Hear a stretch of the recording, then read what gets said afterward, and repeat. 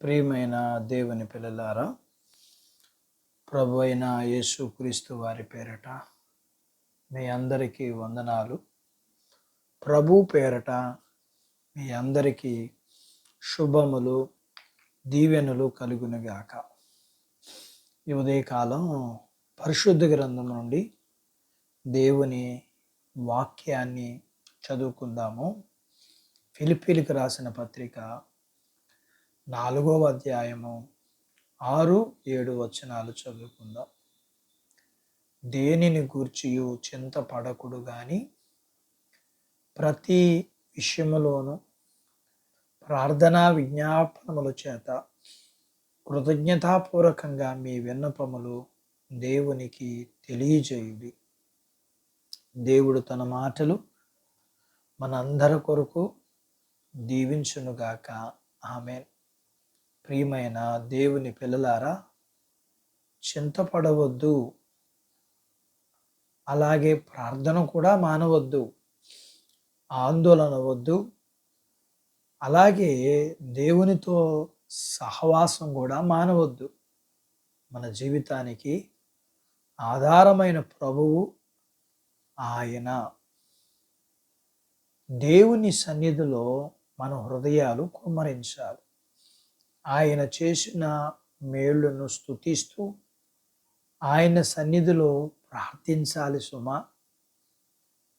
అనుమానంతోనూ ప్రార్థించక విశ్వాసంతో ప్రార్థించటానికి దేవుని సహాయం కోరుదాం. మనం చేయవలసిన ప్రార్థనలు మనం చేద్దాం. ఆయన అనుగ్రహించే కృపను ఆయన అనుగ్రహిస్తాడు.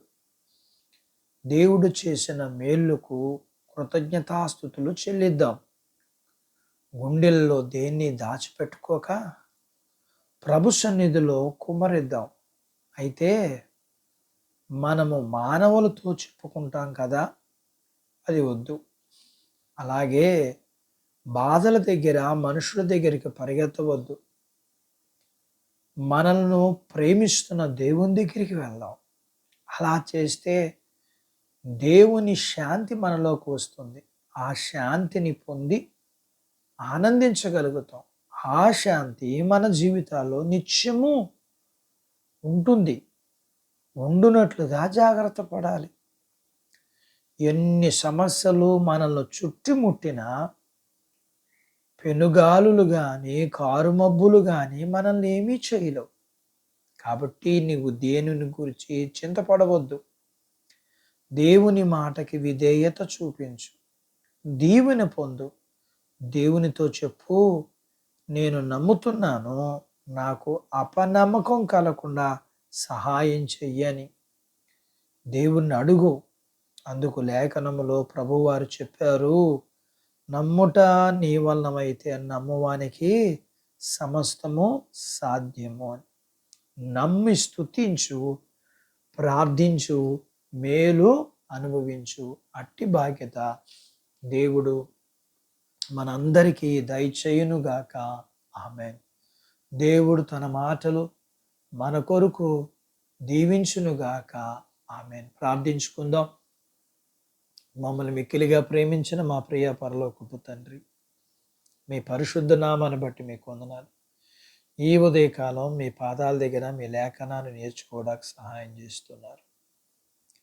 మేము మా చింతల విషయాల్లో ఏం చేయాలో మీరు మాకు తెలియజేస్తుండగా విశ్వాసం ఉంచి ప్రార్థించి మేలు పొందుకునే బాధ్యత మీ పిల్లలమైన మా అందరికీ దయచేయమని, నాతో పాటు ప్రార్థనలో ఏకీభవిస్తున్న ఈ పిల్లల్ని వీరు కలిగినంతటిని దీవించమని, చిన్న బిడ్డలను, యవనస్తులను, వృద్ధులను, స్త్రీ పురుషులను, వారి చదువులు, ఆరోగ్యాలు, ఉద్యోగాలు, పొలాలు, పశువులను దీవించమని, వివాహాలు కాని వారికి వివాహాలు అవ్వటానికి, వివాహాలు అయిన వారికి గర్భఫలం, గర్భం కలిగిన వారికి సుఖప్రసూతి, ప్రసూతి అయిన వారికి ఆరోగ్యం ఇమ్మని, మీ పిల్లలకున్న సమస్యలన్నిటిలోంచి మీరే విడుదలిమ్మని యేసు ప్రభు వారి పేరట స్తుతించి ప్రార్థించి అడిగినవన్నీ పొందుకుని ఉన్నాము తండ్రి. ఆమేన్. దేవుడు మిమ్మల్ని దీవించునుగాక. ఆమేన్.